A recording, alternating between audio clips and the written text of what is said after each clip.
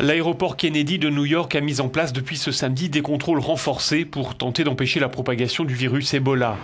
JFK est l'aéroport américain qui accueille la majorité des passagers en provenance de Sierra Leone, du Libéria et de Guinée, les trois principaux foyers de l'épidémie en Afrique de l'Ouest. Les passagers en provenance de ces pays doivent répondre à un questionnaire sur leur état de santé et ils se font prendre la température avec des thermomètres sans contact. Toutes ces mesures sont plutôt bien accueillies. Ça vaut la peine, dit cet homme. Tout ce qui peut contribuer à limiter le risque vaut la peine, qu'importe les désagréments occasionnés, tant que c'est pour notre bien.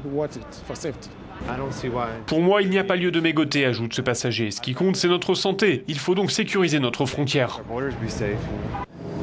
Les États-Unis veulent éviter que ne se reproduise l'erreur commise à Dallas. Thomas Eric Duncan, patient libérien atteint d'Ebola, avait été renvoyé chez lui après s'être présenté une première fois à l'hôpital. Il avait finalement été admis aux urgences avant de succomber quelques jours plus tard. Ses proches pointent du doigt le système hospitalier. Quand vous avez un patient qui se pointe avec plus de 39 degrés de fièvre, moi si j'avais été médecin, je l'aurais immédiatement traité pour faire tomber la température ou j'aurais fait un test. D'autant plus si le type vous dit avec un fort accent africain qu'il arrive du Libéria. Ce patient est le premier à avoir été diagnostiqué hors d'Afrique.